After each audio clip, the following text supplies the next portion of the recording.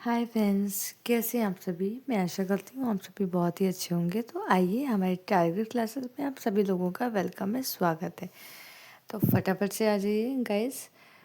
तो मैं थोड़ा इस समय 1 2 दिन 3 दिन नहीं बनाई हूँ वीडियो। क्यों नहीं बनाई हूँ? क्योंकि थोड़ा फैमिली फंक्शंस था, वहाँ पे मुझे जाना था।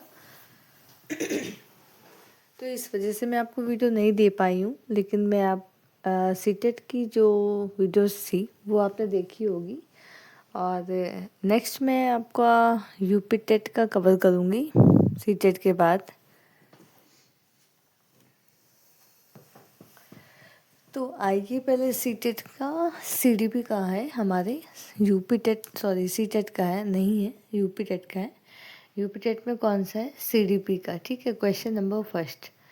क्वेश्चन नंबर फर्स्ट में देखते हैं क्या कह रहा है। ये आप पेपर सेकंड देख सकते हैं। वैसे ऐसा नहीं है कि फर्स्ट और सेकंड जिसका भी क्वेश्चंस मतलब हम आपको देते जाएंगे। दोनों ही लेवल मिक्सअप अभी देंगे। ठीक है, बाकी तो मेरा टारगेट सेकंड पेपर का ही है। तो मैं आपको कोशिश करूँगी ज़्यादा से ज़्यादा सेकंड पेपर देने की, ताकि आप लोगों का कंप्लीट हो सके। तो जो जो हमारे चैनल पे नए हैं, प्लीज़ मुझे सब्सक्राइब शेयर एंड लाइक कर दीजिएगा और फॉलो कर दीजिएगा, प्लीज़ प्लीज़। ठीक है, तो चलिए आइए हम अपने फर्स्ट क्वेश्चंस पे आते हैं। फर्स्ट क्वेश्चन हमारा क्या कह रहा है? कह रहा है, जब हम किसी से बात करते हैं, मान लीजिए हम किसी से बातें कर रहे हैं, तो निम्नलिखित में से कौन सा कारक हमारी पसंद के शब्दों को प्रभावित करता है। मतलब वो कारक जो, मान लीजिए हम जब किसी से बातें करते हैं तो वहाँ पे क्या क्या चीज़ें मतलब हमारी पसंद के शब्दों को प्रभावित करता है। तो मतलब हमें क्या पसंद है उस चीज़ को प्रभावित करता है।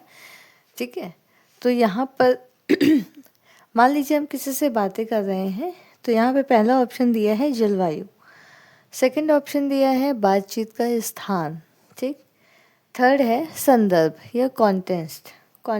ठीक है, तो यहाँ पे ये 3 आपको दिए हैं। आपको ये बताना है कि कौन सा है कथन जो कारक मतलब प्रभावित करता है। ठीक, तो देखिए, सबसे पहले तो हमारा जो जलवायु है, इसका कोई लेना देना नहीं है। अगर हम किसी से बातचीत कर रहे हैं तो ज़रूरी नहीं है कि जलवायु हमारे, भाई हम किसी से ये नहीं कह सकते हैं भी आज मौसम अच्छा नहीं है, हम आपसे बात नहीं कर सकते हैं। या फिर हम किसी से ये नहीं कह सकते हैं कि आज बहुत ज़्यादा बारिश हो रही है, आज हम आपसे बात नहीं कर सकते हैं। तो ये सारी चीज़ें जो हम फॉर एग्जांपल आपको दे रहे हैं, वो हमारी जो जलवायु है वो हमारा किसी भी रीजन से हमारे बातचीत को प्रभावित नहीं करती है। ठीक है, तो यहाँ पे हम क्रॉस लगा देते हैं।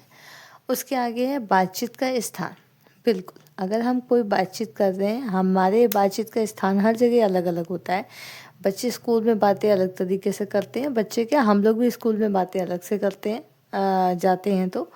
और अगर आप घर पे अपने पेरेंट्स से बातें कर रहे हैं तो अलग तरीके से करते हैं। अगर आप ऑफिस में काम कर रहे हैं तो अलग तरीके से बातें करते हैं। पर आप जब भी फ्रेंड सर्किल में होते हैं तो आप एक दूसरे से परस्पर संबंध है, यानी परस्पर अंतःक्रिया करते हैं एक दूसरे से। वही अगला बोलता है, आप बोलते हो, आप चाहे जिस तरीके से बोलो।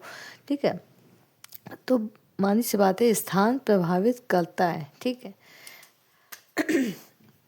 नेक्स्ट है हमारा संदर्भ। ठीक है, भाई अगर हमें किसी टॉपिक पे बातें करनी है तो हमें ये पता होना चाहिए ना कि हमारे कॉन्टेक्स्ट क्या है, बातें क्या है, संदर्भ क्या है, मतलब हमें किस बारे में बातें करनी है। तो ऐसा तो होता नहीं कि बातें बेफिजूल फिजूल फर्जी आदमी बोलने लगेगा, तो ऐसा नहीं होता है ना। तो हमारा जो कह सकते हैं कि संदर्भ भी प्रभावित करता है। ठीक है,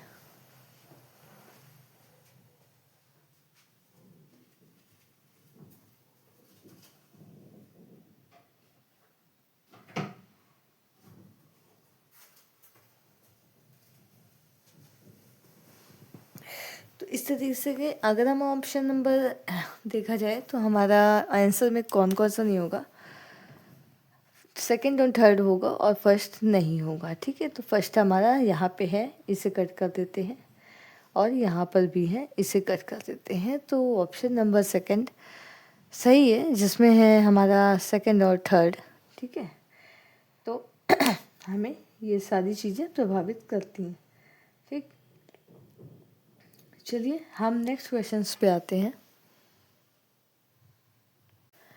फ्रेंड्स, ये हमारा सेकंड क्वेश्चन है। देखिए सेकंड क्वेश्चन में क्या कह रहा है। सेकंड क्वेश्चन आइए हम देखते हैं।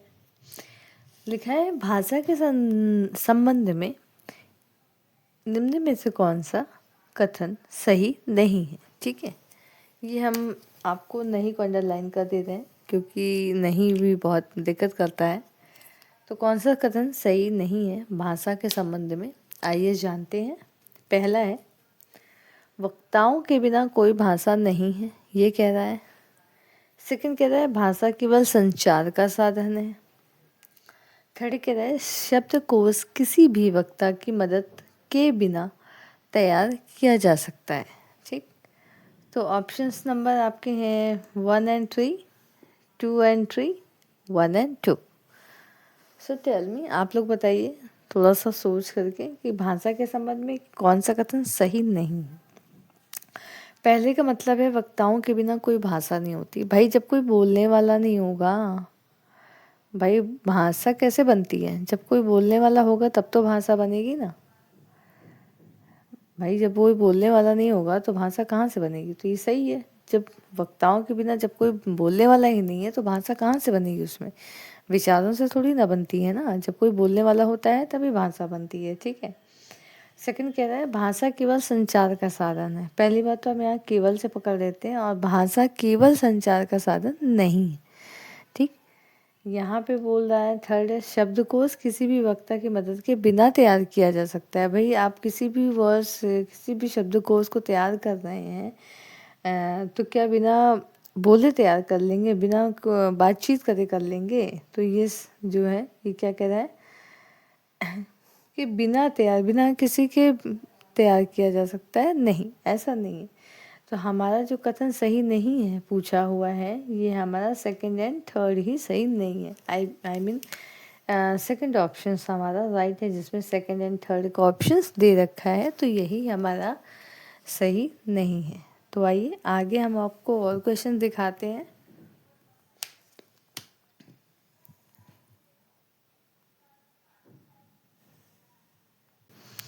फ्रेंड्स, ये हमारा थर्ड क्वेश्चन है। आप देखिए थर्ड क्वेश्चन क्या कह रहा है।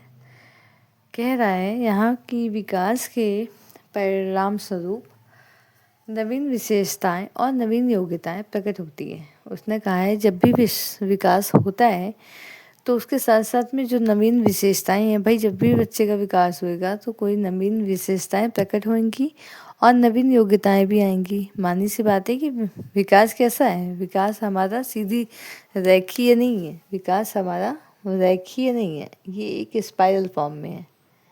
ठीक है, पहले तेज होएगा, फिर थोड़ा धीमे धीमे तेज, धीमे तेज, ऐसा होता है विकास। ठीक, तो इसमें बोला है कि भाई जब विकास होगा तो नई नई योग्यताएं भी आएंगी, नवीन विशेषताएं भी आएंगी, प्रकट होंगी, है ना। तो इसका जो सिद्धांत है विकास का, वो किसने दिया है? फर्स्ट है हमारे गैसल महोदय ने। सेकंड कह रहा है डगलस एवं हॉलैंड ने। थर्ड कह रहे हैं हरलॉक ने। ठीक, तो गाइज आइए देखते हैं इसमें कौन सा सही है। तो जिसमें विकास की जितने भी अवधारणाएं हमारे दी हैं, वो हमारे मनोवैज्ञानिक का नाम अगर हम आपको बताएं तो इनका नाम है हरलॉक महोदय ने विकास की विशेषताएं दी हैं। ठीक है, विकास के बारे में इन्होंने सिद्धांत दिया है, तो जो उनका नाम है हरलॉक। ठीक, तो यूपी टेट में ऐसे बहुत सारे क्वेश्चंस आते हैं जो आपके एक्चुअल फैक्ट पे होते हैं, नहीं कि आपके एग्जाम मतलब आपके सोचने के ऊपर, थिंकिंग के ऊपर नहीं होते हैं। ये सारे क्वेश्चंस आपके फैक्ट आधारित होते हैं, तो आपको फैक्चुअल नॉलेज इसमें होनी चाहिए यूपी टेट में। तो इसी तरीके से धीरे धीरे क्वेश्चंस मैं और आपके सामने लाती रहूँगी। आप लोग उसे देखिएगा। चैनल को लाइक से सब्सक्राइब करना ना भूलें। Thank you so much for watching.